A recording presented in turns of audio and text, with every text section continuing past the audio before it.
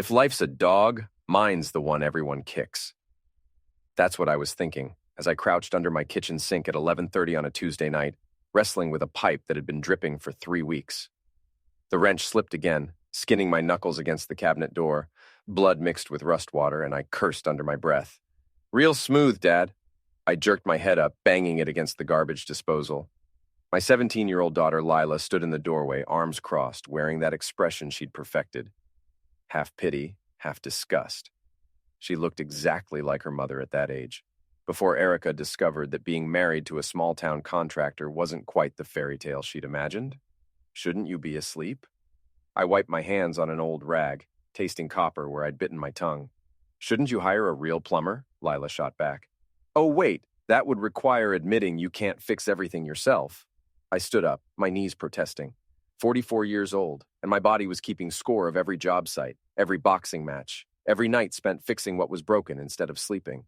"What do you want, Lila?" She studied me for a long moment, and something shifted in her expression. The teenage snark faded, replaced by something that looked almost like concern. "You know, Mom's not really saving dogs, right?" My hand froze on the wrench. "What's that supposed to mean?" "She's saving herself. From you." Lila's voice was quiet now, almost gentle. "Dad, when's the last time you actually looked at her? I mean, really looked?" I wanted to laugh, but the sound stuck in my throat. When had I last looked at Erica? Really looked? This morning she'd rushed out of the house before I'd finished my coffee, mumbling something about an early shift at the animal shelter. Last night she'd come home smelling like industrial disinfectant and something else I couldn't place. Something musky and unfamiliar. "She's volunteering," I said, but even to my own ears it sounded weak. "The Paws and Claws Rescue. She's been helping there for months." Lila's laugh was sharp, bitter, too old for her face. "Yeah, Dad, she's helping someone, all right." The pipe chose that moment to give up entirely, sending a spray of rust-colored water across the kitchen floor. I dove back under the sink, grateful for the excuse to hide my face. My hands shook as I fumbled with the shutoff valve. "You should surprise her sometime," Lila said. "Show up at the shelter. See what kind of rescuing she's really doing?" When I crawled out from under the sink, she was gone. The kitchen was silent, except for the steady drip of water into the bucket I'd placed under the broken pipe. I sat on the linoleum floor, back against the cabinets, and tried to make sense of what my daughter had just told me. Erica had started volunteering at Paws and Claws 6 months ago, right after we'd had that fight about money. My construction business was doing fine. Not great, but fine. But she'd been pushing for more. A bigger house, a newer car, vacations to places that required passports. When I'd pointed out that we weren't exactly swimming in cash, she'd accused me of having no ambition, no drive to better our lives. "I need to do something meaningful," she'd said. "Something that matters." Apparently, that something involved spending every Tuesday, Thursday, and Saturday at the animal shelter on the outskirts of town. She'd come home exhausted, sometimes not until after dark, smelling like dogs and disinfectant. When I'd suggested visiting her there, maybe helping out myself, she'd brushed me off. "It's my thing, Tom," she'd said. "Can't I have one thing that's just mine?" Now, sitting on my kitchen floor at midnight, I wondered what else might be just hers. I pulled out my phone and Googled the Paws and Claws Animal Rescue. The website was basic. A few photos of sad-eyed dogs, information about adoption fees, a list of volunteer opportunities. There was a phone number and an address, 1247 County Road 9, just past the old quarry. I'd driven past it 100 times without really noticing it. The next morning, I called the shelter. "Paws and Claws, this is Marv." The voice was gravelly, like the speaker had been smoking unfiltered cigarettes for decades. "Hi, I'm interested in volunteering. My wife, Erica Thomas, already helps out there, and—" "Erica Thomas?" There was a pause, and I heard papers shuffling. "Yeah, she's here Tuesdays and Thursdays. Real dedicated, always stays late." "That's great. I'd love to help out, too. Maybe surprise her?" Another pause, longer this time. "Sure thing. We can always use more hands. When you thinking of coming by?" "How about today? This afternoon?" "I'll be here. Name's Marv Hendricks. I do security and maintenance. Just come to the front desk, I'll get you set up."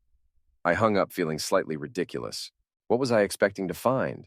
Erica was probably exactly where she said she was, doing exactly what she said she was doing. My daughter was 17. 17-year-olds said cruel things when they were angry. Maybe this was about the fight we'd had last week when I'd refused to buy her a car.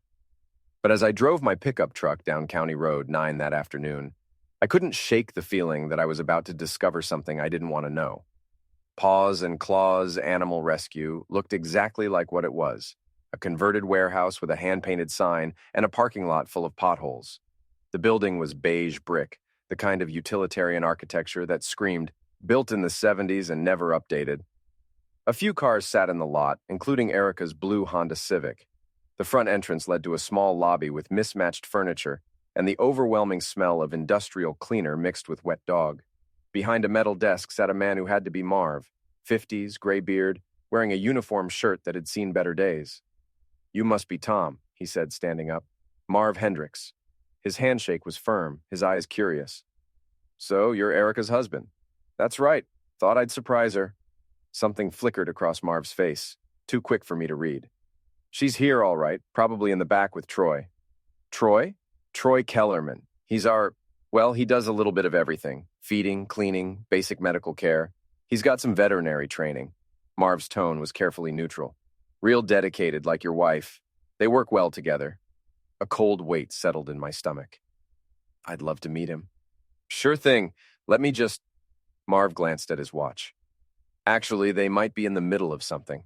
Why don't I give you the tour first, show you around, then we can track them down." The shelter was bigger than it looked from outside. Rows of kennels housed dogs of every size and description, from tiny terriers to massive pit bull mixes. The noise was overwhelming: barking, whining, the occasional howl. Volunteers moved between the kennels, filling water bowls and dispensing treats. "We've got about 60 dogs right now," Marv explained as we walked. "Always more coming in. Erica's been a real asset. She's got away with the difficult ones." "Difficult ones?" "You know, the ones that need special handling, extra attention." He paused by a kennel containing a German Shepherd mix that eyed us suspiciously. "Some of these dogs, they've been through trauma. They need someone who understands what they're going through." We continued the tour, past the medical area, the grooming station, the volunteer break room. At the back of the building, Marv stopped in front of a door marked Room 304, Storage. "What's in there?" I asked. "Oh, just supplies mostly. Cleaning equipment, extra food, that kind of thing." But Marv's eyes didn't quite meet mine. "Your wife and Troy, they're probably in the exercise yard. That's outside, around back." We walked through a rear exit into a fenced area where several dogs ran freely. I spotted Erica immediately. She was kneeling next to a small brown mutt, scratching behind its ears and talking in the baby voice she used with animals. She looked happy, relaxed in a way I hadn't seen in months. She also wasn't alone. The man next to her was younger than me, maybe 35, with the kind of lean build that suggested he spent more time with animals than people. His dark hair was too long, and he had a scraggly beard that didn't quite hide a weak chin. He was watching Erica with an intensity that made my skin crawl. "That's Troy," Marv said quietly. As I watched, Troy said something that made Erica laugh. She looked up at him, and even from 50 feet away, I could see the expression on her face. It was the same look she'd given me 15 years ago when we were dating, when I'd thought I was the funniest, smartest, most interesting man in the world. "Maybe we should go back inside," Marv suggested. "Give them some space." But I couldn't move. I stood there watching my wife flirt with another man, watching him respond with the kind of eager attention that reminded me of the dogs in the kennels, desperate, grateful, willing to do anything for a scrap of affection. That's when I noticed Troy was wearing a collar. Not a regular collar. This was leather with metal studs, the kind you might see on a large dog. It was partially hidden by his shirt, but when he leaned forward to pet the mutt, it became visible. "Jesus Christ," I whispered. Marv grabbed my arm. "Come on, Tom. Let's head back inside." I let Marv lead me back into the building, my mind reeling. Had I really seen what I thought I'd seen? A grown man wearing a dog collar while flirting with my wife?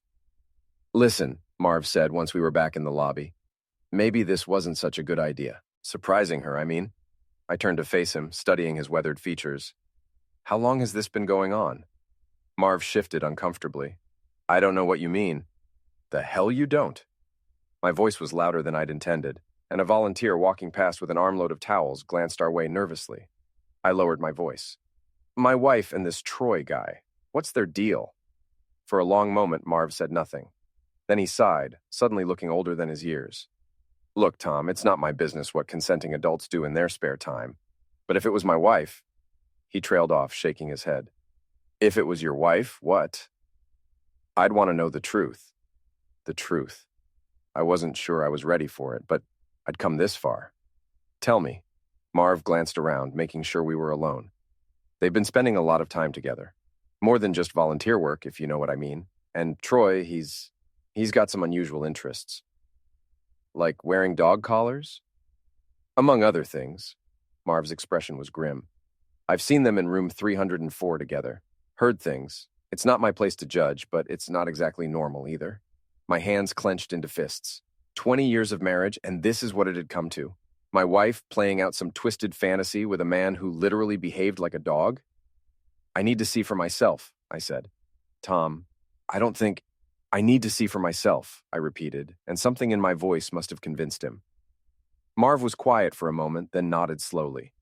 There's a security system. Cameras in most of the rooms. Not room 304, but in the hallway outside. I could show you the footage from last week. Do it. He led me to a small office behind the front desk. The security monitor showed feeds from a dozen different cameras throughout the building. Marv pulled up archived footage from the previous Thursday, fast-forwarding until two figures appeared in the hallway outside room 304, Erica and Troy. Even in the grainy black and white footage, their body language was unmistakable. They stood close together, Troy's head tilted submissively while Erica spoke. Then she produced something from her pocket, a leash, and clipped it to his collar. I watched my wife lead another man into that storage room like he was a pet. There's more, Marv said quietly, from last Tuesday. The next clip showed them leaving room 304. Troy was on his hands and knees, crawling, while Erica walked beside him holding the leash. When they reached the end of the hallway, she bent down and scratched behind his ears, the same gesture I'd seen her make with the rescue dogs, the same gesture I'd watched her make an hour ago in the exercise yard. I'm sorry, Tom, Marv said. I know this isn't easy. Easy? I felt like I'd been punched in the gut by a heavyweight. My wife, the woman I'd shared a bed with for 2 decades, the mother of my daughter, was having an affair with a man who pretended to be a dog. How long? I managed. Few months, maybe. Started around the same time she began volunteering here. So this had been the plan all along. The volunteering, the dedication to helping animals. It had all been an excuse to spend time with her new pet. What do you know about him? About Troy? Marv shrugged. Not much. He showed up about a year ago, said he had veterinary experience. Good with the animals, I'll give him that, but there's something off about him. The way he acts around people, especially women. Like he's always waiting for permission to speak. I thought about the expression on Troy's face in the exercise yard, that eager, desperate need for approval. Where does he live? Tom, whatever you're thinking, where does he live? Marv hesitated, then pulled out a staff directory. Apartment complex on Elm Street, The Pines, Unit 12B. I memorized the address, then stood up. Thanks, Marv. I appreciate your honesty. What are you going to do? Good question. What was I going to do? Confront Erica? Confront Troy? Pretend I'd never seen the footage and try to go on with my life? I'm going to think about it, I said. But as I walked back to my truck, I already knew what I was going to do. I was going to find out everything I could about Troy Kellerman and his relationship with my wife. And then I was going to decide how much pain they deserved for what they'd done to my family. The Pines apartment complex was exactly as depressing as its name suggested, a collection of 2-story buildings arranged around a parking lot full of potholes and broken glass. Unit 12B was on the ground floor, with a view of the dumpsters. I didn't knock. Instead, I walked around the building looking for windows. The apartment's bedroom window faced the back parking lot, and the blinds were only partially closed. I could see inside clearly. The place was a mess. Clothes everywhere, empty pizza boxes stacked on a card table, and dog toys scattered across the floor. Lots of dog toys. Squeaky toys, rope toys, tennis balls. Even a few that looked suspiciously like the ones I'd seen at the animal shelter. But it was the bedroom that really caught my attention. There was a dog bed on the floor next to the human bed, a large dog bed big enough for a person. Next to it was a food bowl, stainless steel, the kind used for large breeds, and hanging on the wall was a collection of collars and leashes. My phone buzzed. A text from Erica. Working late tonight. Don't wait up. Working late. Right. I took photos of everything I could see through the window, then walked back to my truck. As I drove home, I tried to process what I'd learned. My wife was having an affair with a man who lived like a dog. She was leading him around on a leash, making him crawl on the floor, treating him like a pet. The worst part wasn't the betrayal. It was the humiliation. If this got out, if people in town found out, I'd be the laughingstock of the county. Tom Thomas, the contractor whose wife left him for a human dog. By the time I pulled into my driveway, the hurt had transformed into something else. Something colder and more focused. Anger. I didn't sleep that night. Instead, I sat in my workshop, staring at the photos on my phone and trying to figure out my next move. Part of me wanted to drive back to the shelter, drag Troy outside, and beat the hell out of him. But that would be stupid. Assault charges, probably a restraining order, definitely a messy divorce where I'd look like the bad guy. No, if I was going to handle this, I needed to be smart about it. Around 3 a.m, I heard Erica's car in the driveway. She slipped into the house quietly, trying not to wake anyone. I listened to her footsteps on the stairs, heard the bathroom door close, the shower running, washing off the smell of her pet, no doubt. When she finally came to bed, I pretended to be asleep. She slid under the covers carefully, keeping to her side of the mattress. In the darkness, I could smell her shampoo, her soap, the faint scent of industrial disinfectant that had become her signature. "Tom?" she whispered. "Are you awake?" I kept my breathing steady, feigning sleep. After a few minutes, I felt her relax beside me. Soon she was snoring softly, exhausted from her evening of playing dog trainer. The next morning, she was gone before I woke up. A note on the kitchen counter said she'd gone grocery shopping, but her Thursday volunteer shift started at 10. I knew where she really was. I called my friend Ray Martinez, who ran the boxing gym where I worked out. Ray was 62, built like a fire hydrant, and had been giving advice to confused men for decades. "You sound like hell," he said when I walked into the gym. "Feel like it too." I told him everything. The shelter, the footage, Troy's apartment, the dog bed and collars. Ray listened without interrupting, occasionally shaking his head. When I finished, he was quiet for a long moment. "So, what are you going to do?" he finally asked. "I don't know. Part of me wants to kill them both." "But you're not going to." "No, I'm not going to." Ray nodded approvingly. "Good, because that would be stupid, and you're not stupid. Angry, hurt, humiliated, but not stupid." "So what would you do?" Ray smiled, and it wasn't a nice smile. "I'd make them wish they'd never been born, but I'd do it legal, and I'd do it smart." He picked up a pair of boxing gloves, tossed them to me. "First, though, you need to hit something.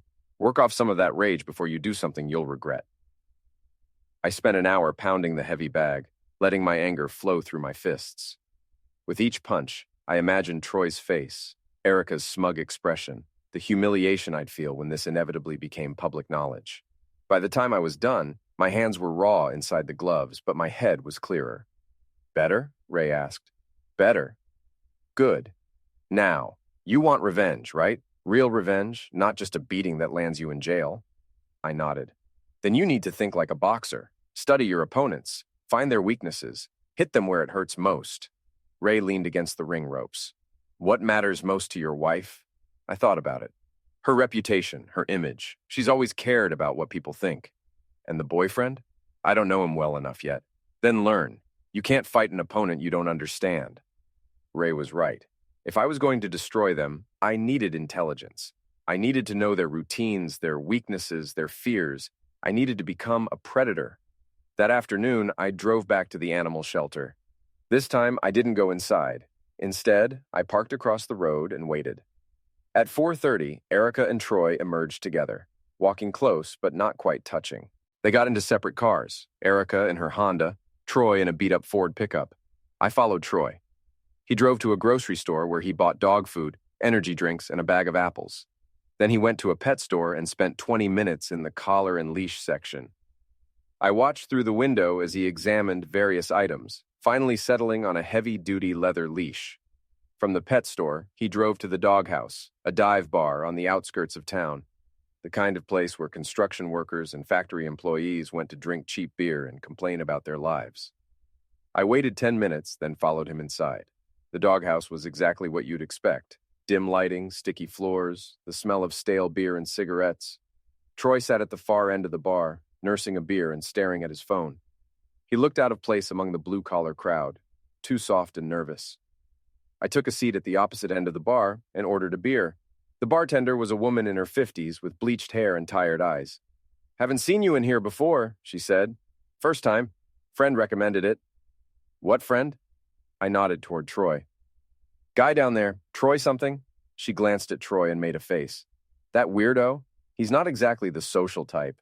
Comes in here a couple times a week, sits by himself, doesn't talk to anybody." "Weird how?" "Just off, you know? Like he's always waiting for someone to tell him what to do. And he tips with dog treats." "Dog treats?"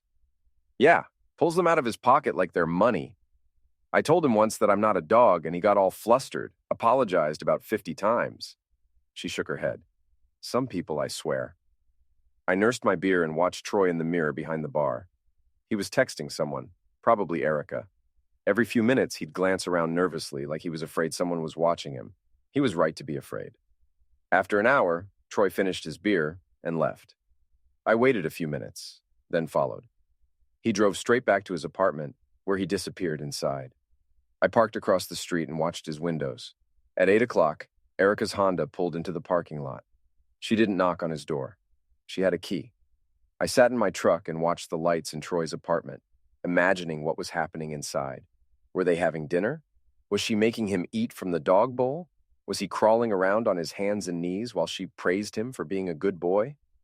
The thought made me sick, but it also gave me an idea. I pulled out my phone and called Marv at the shelter. "Tom, what's up?" "I need a favor, Marv, a big one." "What kind of favor?" "The kind that might get both of us in trouble." There was a long pause. "I'm listening." "I need access to that security footage. All of it. Everything you've got on Erica and Troy." "Tom, I don't know." "They destroyed my marriage, Marv. 20 years down the drain because my wife decided she'd rather play house with a human pet." My voice was getting louder, angrier. "I'm not asking you to do anything illegal. I just want copies of footage from a security system at a place where I'm a volunteer." Another pause. "What are you planning to do with it?" "I'm going to give them exactly what they deserve." Marv was quiet for so long I thought he'd hung up. Finally, he sighed. "I get off work at 11. Meet me at the shelter at 11:30. And Tom?" "Yeah? Whatever you're planning, be careful. Revenge has a way of biting you in the ass." "Maybe so, but sometimes getting bitten was worth it." At 11:30, I met Marv in the empty parking lot of the animal shelter. He looked nervous, constantly glancing around as if expecting police cars to come screaming out of the darkness. "I must be out of my damn mind," he muttered, unlocking the front door. 23 years on this job. Never done anything like this." "I appreciate it, Marv. Really." "Yeah, well, don't appreciate me into the unemployment line." Inside, the shelter was eerily quiet. The dogs were mostly asleep, though a few perked up as we walked past their kennels. Marv led me to the security office and fired up the computer system. "How far back do you want to go?" he asked. "As far as you've got." For the next 2 hours, we went through months of security footage. What I saw made my stomach turn. Erica and Troy had been using room 304 as their personal playground for almost 4 months. The hallway camera had captured them going in and out dozens of times. And while we couldn't see what happened inside the room, their behavior in the hallway told the story clearly enough. Troy crawling on his hands and knees. Erica leading him around on a leash. Her feeding him treats from her hand. Him rolling over on command, sitting up and begging, even playing dead. "This is sick," Marv said, shaking his head. "I mean, whatever floats your boat, but doing it here, at the shelter?" I copied everything onto a flash drive, organizing the files by date. By the time we were finished, I had enough evidence to destroy both of them. "What now?" Marv asked as we prepared to leave. "Now I decide how much mercy they deserve." The answer, I realized as I drove home, was none. But I needed help. This was bigger than anything I could handle alone, and I needed people I could trust. The problem was, after 20 years of marriage, most of my friends were really Erica's friends. Couples we socialized with, neighbors who'd known us both for years. They'd probably side with her when this all came out. There was one exception, my old friend, Jake Morrison. Jake and I had grown up together, played high school football together, even worked construction together for a few years after graduation. But Jake had made some bad choices. Gambling, drinking, a few run-ins with the law. And Erica had made it clear that she didn't want him around our family. "He's a bad influence," she'd said. "I don't want Lila exposed to that kind of person."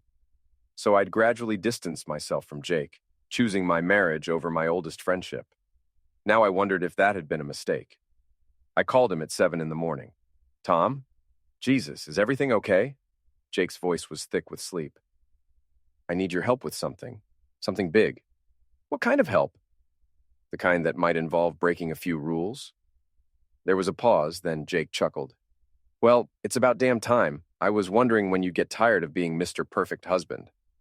We met at a diner outside of town, the kind of place where truckers stopped for coffee and nobody paid attention to other people's conversations.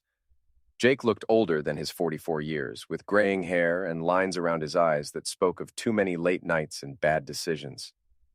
But when I told him about Erica and Troy, his eyes went hard. That bitch, he said quietly. After everything you've done for her, everything you've given up. I want to destroy them, Jake. Both of them, but I want to do it smart. Jake smiled, and for a moment he looked like the kid I'd grown up with. Mischievous, fearless, always ready for trouble. Tell me what you need. What I needed was information. Jake still had contacts from his wilder days, people who could find out things that weren't supposed to be found out. Within 2 days, he'd compiled a complete dossier on Troy Kellerman. The picture that emerged wasn't pretty. Troy had been fired from his last job at a veterinary clinic in Albany for inappropriate behavior with animals. Nothing criminal, but enough to get him blacklisted from legitimate veterinary work. He'd moved to our town with no references, no real job prospects, and a credit history that suggested he was one missed payment away from bankruptcy. Guy's a complete loser, Jake said, sliding the file across the table. No family, no real friends, no money. Your wife's probably the best thing that ever happened to him. What about criminal history? Clean, mostly. A few misdemeanor charges for public intoxication, one domestic disturbance call that didn't result in charges. Domestic disturbance? Ex-girlfriend called the cops, said he was harassing her. When they showed up, she changed her story, said it was just a misunderstanding. I thought about that. What kind of harassment? According to the police report, he was leaving things at her apartment. Dog toys, leashes, that kind of thing. She said it was his way of asking her to take him back. The pieces were starting to come together. Troy had a pattern of inappropriate relationships, probably involving his dog fetish. Erica wasn't his first victim. She was just the latest in a series of women he'd manipulated into playing along with his fantasy. There's something else, Jake said. I did some digging into your wife's activities at the shelter. What kind of activities? The financial kind. Turns out the shelter's been having some accounting irregularities. Money going missing. Donations not being properly recorded. That kind of thing. My blood went cold. Are you saying Erica's been stealing? I'm saying someone has, and she's in a position to do it. She's got access to the donation records, the petty cash, even the adoption fees. Jake leaned forward. How much do you know about her spending lately? Any unexplained purchases, new clothes, jewelry, anything like that? I thought about it. Erica had been buying more expensive clothes lately, getting her hair done at a salon instead of the cheap place she'd used for years. When I'd asked about it, she'd said she was investing in herself, trying to feel better about her life. Now I wondered where the money for that investment had come from. I need to see the shelter's financial records, I said. That might be tricky. Those aren't exactly public information. Marv might be able to help. He's got access to the office files. Jake grinned. Now you're thinking like a criminal. I'm proud of you. That night, I called Marv and explained what I needed. He was reluctant at first, but when I mentioned the possibility that Erica might be stealing from the animals she claimed to be helping, his attitude changed. Those donations come from people who really care about these dogs, he said. If someone's been skimming money that's supposed to help animals, I want to know about it. The financial records painted a clear picture. Over the past 4 months, nearly $3,000 had gone missing from the shelter's accounts. Small amounts at first, 20 here, 50 there, but gradually increasing. The timing coincided perfectly with Erica's relationship with Troy. She's been stealing to support her boyfriend, I told Jake. Probably giving him money, maybe paying his rent, buying him things. So what's the plan? I'd been thinking about that. Simple revenge wasn't enough. I wanted to destroy them completely. I wanted them humiliated, broke, and friendless. I wanted them to understand exactly what they'd taken from me. We're going to expose them, I said. All of it. The affair, the theft, the weird dog stuff.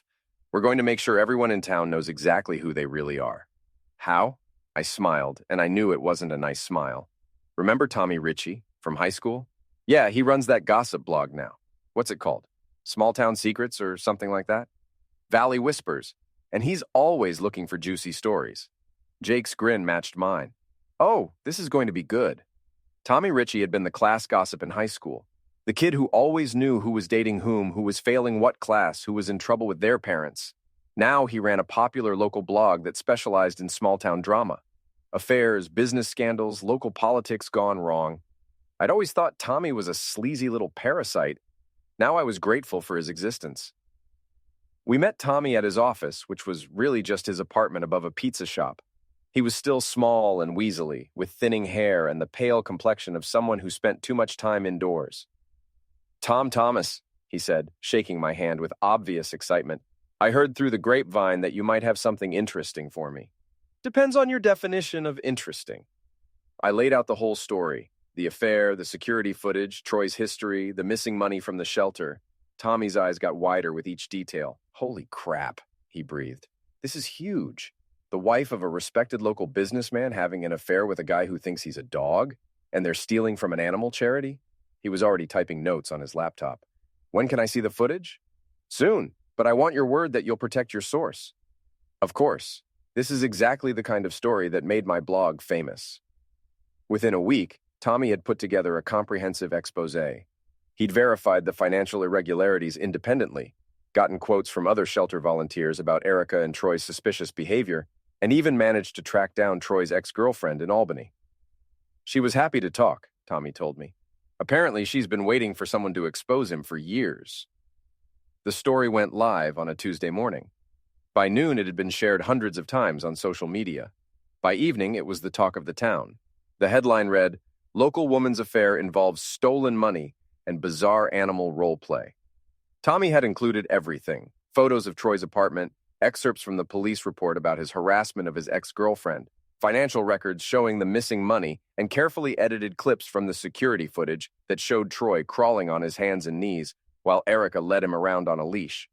The reaction was swift and brutal. Erica was fired from the shelter within hours of the story breaking. Troy simply disappeared. His apartment was empty by Wednesday morning, his truck gone, no forwarding address. But Erica couldn't run. She had a house, a family, a life that couldn't be abandoned overnight.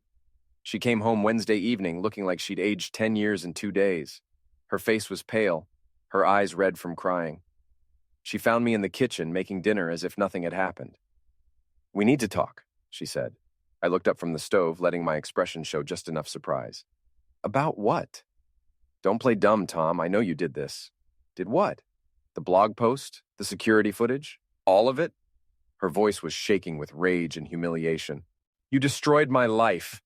I set down the wooden spoon I'd been using to stir the pasta sauce and turned to face her fully. "No, Erica. You destroyed your life. I just made sure everyone knew about it." For a moment, I thought she might hit me. Her hands clenched into fists, her face flushed with anger. But then the fight went out of her, replaced by something that looked like desperation. "What do you want?" she asked. "Money? The house? I'll give you whatever you want if you just make this stop." "I don't want your money, Erica. I don't want the house." I stepped closer, close enough that I could smell her fear. "I want you to understand what you took from me. 20 years of marriage, 20 years of trust, 20 years of believing that you loved me. You threw it all away for a man who crawls around on his hands and knees and eats from a dog bowl." Tears started running down her cheeks. "It wasn't supposed to happen like this. It just happened." "Nothing just happens, Erica. You made choices. You chose to lie to me, to steal money, to humiliate our family. Now you get to live with the consequences." She wiped her eyes with the back of her hand, smearing her mascara. "What about Lila? She's getting texts, phone calls, people at school are talking about her mother. You're destroying her life, too." That hit harder than I'd expected. I'd been so focused on revenge that I hadn't fully considered how this would affect my daughter. But it was too late to stop now. "Lila's strong," I said. "She'll survive this, and maybe she'll learn something about the consequences of betrayal." Erica stared at me for a long moment, and I saw something change in her expression. The desperation was replaced by something colder, more calculating. "You think you've won," she said quietly. "You think you've destroyed me. But this isn't over, Tom. Not by a long shot." She turned and walked out of the kitchen. A few minutes later, I heard the front door slam. I should have been more concerned about her threat. I should have realized that a cornered animal is always dangerous. But I was too busy savoring my victory to worry about what Erica might do next. That was my first mistake. Erica didn't come home that night, or the next. On Friday morning, I got a call from a lawyer I'd never heard of, a woman named Patricia Vance who specialized in family law. "Mr. Thomas, I'm calling to inform you that I'm representing your wife in divorce proceedings. She's filed for legal separation and is seeking temporary custody of your minor daughter." The words hit me like a punch to the gut. On what grounds? Emotional abuse, invasion of privacy, and intentional infliction of emotional distress. My client alleges that you've been stalking her, violating her privacy, and deliberately humiliating her in public. I almost laughed. Your client was stealing money and having an affair. I just made sure people knew about it. That's your version of events, Mr. Thomas. We see it differently. Patricia Vance's voice was crisp, professional, and utterly unsympathetic. You'll be served with papers later today. I suggest you retain counsel. She hung up before I could respond. I sat in my kitchen, staring at the phone and trying to process what had just happened. Somehow, Erica had managed to turn herself from the villain into the victim. She was claiming that I was the abuser, that my exposure of her affair constituted harassment and stalking. The worst part was, she might be right from a legal standpoint. I had violated her privacy, had deliberately humiliated her, had essentially destroyed her reputation and career. The fact that she deserved it might not matter in court. I called Jake. "She's trying to take Lila," I said without preamble. "What?" I explained about the lawyer, the separation filing, the custody claim. Jake listened without interrupting, occasionally cursing under his breath. "Okay," he said when I finished. "This is bad, but it's not hopeless. You need a lawyer, and you need one fast. Any suggestions?" "Yeah, remember Sarah Chen from high school? She's a family lawyer now, and she's good. More importantly, she doesn't like bullies, and that's what your wife is. A bully trying to use the legal system to cover up her own crimes." Sarah Chen had been valedictorian of our graduating class, the kind of student who made everyone else feel stupid just by existing. Now she was a partner in a small law firm that specialized in family and criminal law. Her office was in a converted Victorian house downtown, all polished wood and leather-bound law books. Sarah herself looked exactly like I'd expected, perfectly professional, with the kind of confidence that came from being smarter than everyone else in the room. "Tom Thomas," she said, shaking my hand.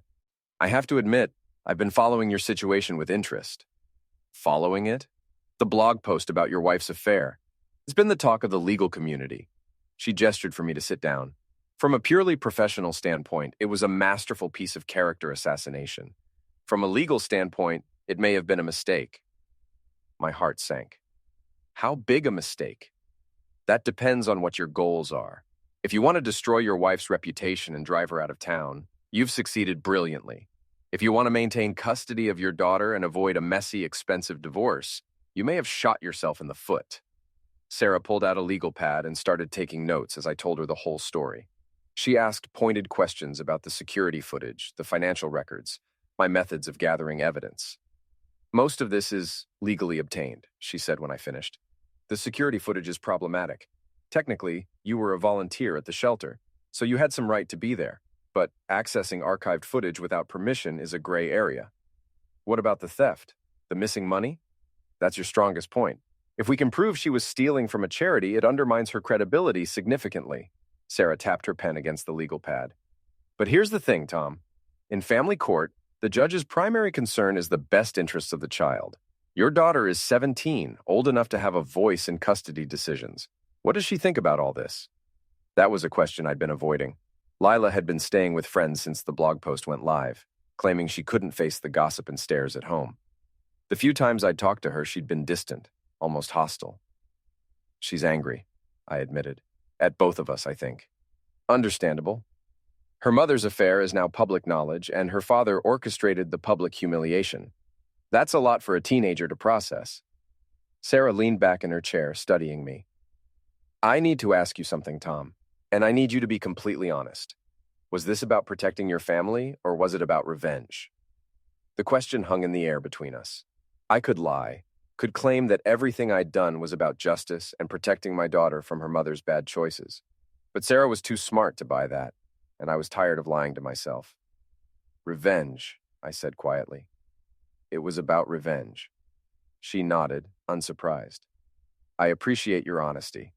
Now, if you want to win this custody battle, we need to change the narrative.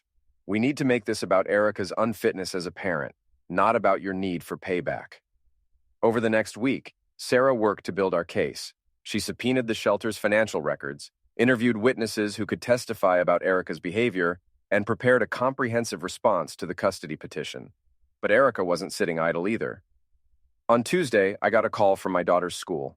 Lila had been in a fight, not physical, but a screaming match with another student who'd made jokes about her mother.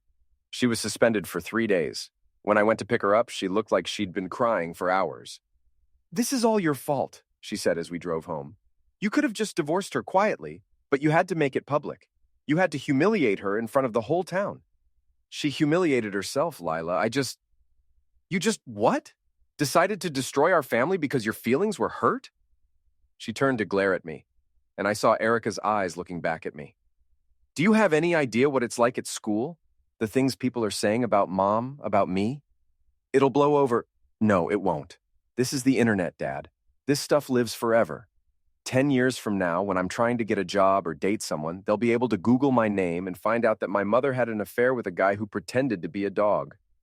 She was right, and I knew it. In my quest for revenge, I damaged my daughter's future as much as Erica's. "I'm sorry," I said, and I meant it. "Sorry doesn't fix anything." Lila's voice was flat, emotionless. "Mom says I can live with her, that she's getting an apartment, that we can start over somewhere else." My hands tightened on the steering wheel. "Is that what you want?" "I don't know what I want anymore. I just know I can't keep living like this with everyone staring at me, whispering about my family." That night, I called Sarah and told her about my conversation with Lila. "This is exactly what Erica's lawyer was hoping for," Sarah said. "If Lila testifies that she wants to live with her mother, it'll be very difficult to argue against it." "What are my options?" "Limited. We can argue that Erica's theft and adultery make her an unfit parent, but if Lila genuinely wants to live with her, the judge will probably grant it. She's 17. In a year, she'll be 18 and can live wherever she wants anyway." I hung up feeling defeated. Everything I'd done, all my careful planning and revenge, and I was going to lose my daughter anyway. But I wasn't ready to give up yet. The next morning, I drove to the apartment complex where Erica was staying. It was a step down from our house, a generic 2-bedroom unit in a complex full of divorced parents and college students. Her Honda was parked outside Unit 15B. I knocked on the door. Erica answered, wearing a bathrobe and looking like she'd been sleeping. When she saw me, her expression hardened. "What do you want, Tom?" "To talk about Lila. There's nothing to discuss. She wants to live with me, and that's what's going to happen. Even if it means she has to change schools, leave her friends, start over in a new town where nobody knows about this mess." Something flickered in Erica's eyes. Doubt, maybe, or guilt. "She'll adjust. Kids are resilient." "Are they? Because she seems pretty broken up about this whole situation." Erica stepped aside, letting me into the apartment. It was sparsely furnished, obviously temporary.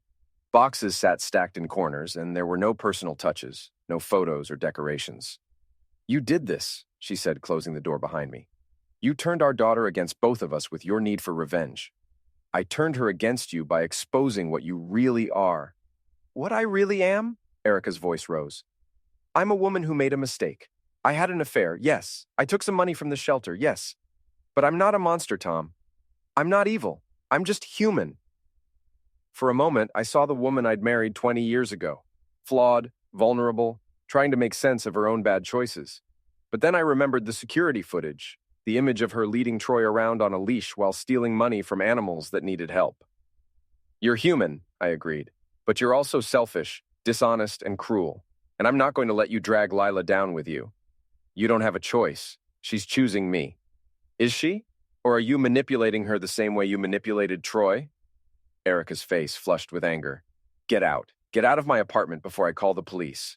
"Fine, but this isn't over, Erica. I'm not going to let you win." As I walked back to my truck, I realized I meant it. I'd come too far, sacrificed too much to give up now. If Erica wanted to play dirty, I'd show her what dirty really looked like. But first, I needed to find Troy. Jake had contacts in the private investigation business, people who specialized in finding people who didn't want to be found. Within 2 days, we had an address, a motel in Albany, about an hour's drive from town. The Sunset Motel was exactly the kind of place where people went to disappear, cheap, anonymous, and run by management that didn't ask questions. Troy's pickup truck was parked outside of room 23. I knocked on the door. "Who is it?" Troy's voice was muffled, nervous. "Maintenance," I said. "Need to check the water heater." The door opened and Troy peered out. When he saw me, his face went white. "Hello, Troy," I said, pushing past him into the room. The motel room was a mess, clothes everywhere, empty pizza boxes, the smell of unwashed bodies and desperation. Troy backed against the far wall, his eyes darting toward the bathroom like he was considering making a run for it. "What do you want?" he asked. "To talk about you and my wife." "I don't know what you mean." I pulled out my phone and showed him one of the security videos, the one where he was crawling on his hands and knees while Erica held his leash. "Let's try again," I said. "What was your relationship with my wife?" Troy's shoulders sagged in defeat. "It wasn't supposed to happen like this. She said you didn't understand her, that you didn't appreciate what she needed." "And what did she need?" "Someone who would listen to her. Someone who would do what she wanted without arguing." Troy's voice was barely above a whisper. "She said I was special, that I understood her in ways you never could." I felt a mixture of disgust and pity looking at him. This pathetic man had helped destroy my marriage, but he was as much a victim as I was. Erica had used him, manipulated his psychological problems for her own gratification. "Did you know she was stealing money from the shelter? She said it was just borrowing, that she'd pay it back when things got better." "Things got better for who? You? Her?" Troy shrugged helplessly. "I don't know. I just did what she told me to do." I studied his face, seeing the truth there. Troy wasn't evil. He was weak, damaged, desperate for someone to tell him he mattered. Erica had exploited that weakness just like she'd exploited my trust. "Where is she getting money now?" I asked. "She's not working, but she's got an apartment, a lawyer." "I don't know. She hasn't contacted me since the story came out." I believed him. Erica had thrown him away as soon as he became a liability, just like she was trying to do with me. "Troy," I said, "I'm going to make you an offer. Help me and I'll help you." "Help you what?" "Stop Erica from taking my daughter. Testify about what really happened at the shelter, about the money she stole, about how she manipulated you." Troy shook his head frantically. "I can't. She'll destroy me." "She's already destroyed you. Look at yourself. You're living in a motel, hiding from the world, afraid to show your face in public." I stepped closer. "But if you help me, I'll make sure you get a fresh start. New town, new identity, enough money to get back on your feet." "You'd do that?" "I'd do that." Troy was quiet for a long moment, staring at the floor. When he looked up, there was something different in his eyes. Not hope exactly, but maybe the possibility of hope. "What would I have to do?" I smiled. "Just tell the truth." The custody hearing was scheduled for the following Friday. Sarah had prepared our case meticulously, but she warned me that it would be an uphill battle. "Erica's lawyer is good," she said. "She's going to paint you as a vindictive husband who destroyed his wife's life out of spite. The fact that Lila wants to live with her mother only strengthens their case." "What about Troy's testimony?" "It helps, but he's not exactly a sympathetic witness. A jury might see him as just another victim of your revenge campaign." The night before the hearing, I couldn't sleep. I sat in my workshop, surrounded by the tools of my trade, thinking about everything that had led to this moment. A year ago, I'd been a happily married man with a successful business and a daughter who respected me. Now I was facing the possibility of losing everything. Had it been worth it? I thought about Erica leading Troy around on a leash, about the money she'd stolen from animals that needed help, about the lies she'd told, and the trust she'd betrayed. I thought about the humiliation I'd felt, the rage that had consumed me, the need for revenge that had driven every decision I'd made. Yes, I decided, it had been worth it. The courtroom was smaller than I'd expected, with wood-paneled walls and fluorescent lighting that made everyone look pale and tired. Erica sat at the plaintiff's table with her lawyer, looking professional and composed. She'd gotten her hair done and was wearing a conservative blue dress that made her look like a grieving widow instead of an adulteress and thief. Lila sat in the gallery behind her mother, refusing to meet my eyes. The hearing lasted 3 hours. Erica's lawyer painted me as a controlling, vindictive husband who'd violated his wife's privacy and destroyed her reputation out of spite. She called witnesses who testified about my campaign of harassment, about the damage I'd done to Erica's mental health and career prospects. Then it was our turn. Sarah called Troy to the stand first. He looked terrible, pale, nervous, constantly fidgeting with his hands, but his testimony was devastating. He described in detail how Erica had seduced him, manipulated him, used him for her own gratification while stealing money from the animal shelter. She said her husband didn't understand her needs, Troy testified. She said she deserved better, that she was going to leave him as soon as she figured out how to get enough money. Erica's lawyer tried to discredit him, painting him as a disturbed individual with a history of inappropriate behavior. But the financial records backed up his story, and the security footage was impossible to explain away. Then Sarah called me to the stand. "Mr. Thomas," she said, "did you love your wife?" "Yes. For 20 years, I loved her completely." "And when you discovered her affair, how did you feel?" "Betrayed, humiliated, angry."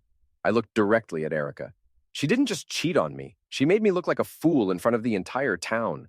Is that why you exposed her affair publicly?" I paused, remembering Sarah's coaching. This was the moment that would determine everything. "No," I said. "I exposed her affair because she was stealing money from animals that needed help. Because she was using her position at the shelter to fund her relationship with another man. Because I couldn't stand by and watch her hurt innocent animals for her own selfish desires." It was a lie, and everyone in the courtroom knew it. But it was a lie that served justice, and sometimes that was enough. The judge deliberated for an hour. When she returned, her expression was unreadable. "This is a difficult case," she said. "Both parties have made serious mistakes, and both have caused significant harm to their family and their community." My heart sank. She was going to split the baby, give Erica partial custody, and leave me with nothing. "However," the judge continued, "the evidence clearly shows that Mrs. Thomas engaged in theft, adultery, and a pattern of deceptive behavior that calls into question her fitness as a parent. While Mr. Thomas's methods were questionable, his underlying concerns about his wife's character appear to be justified." I held my breath. "Therefore, I am granting primary custody to Mr. Thomas, with supervised visitation rights for Mrs. Thomas." Erica's lawyer immediately stood up. "Your Honor, we respectfully request that you consider the minor child's stated preference." "I have considered it," the judge said firmly. "But the child's preference cannot override concerns about parental fitness. Mrs. Thomas will be allowed to rebuild her relationship with her daughter, but only under appropriate supervision." It was over. I'd won.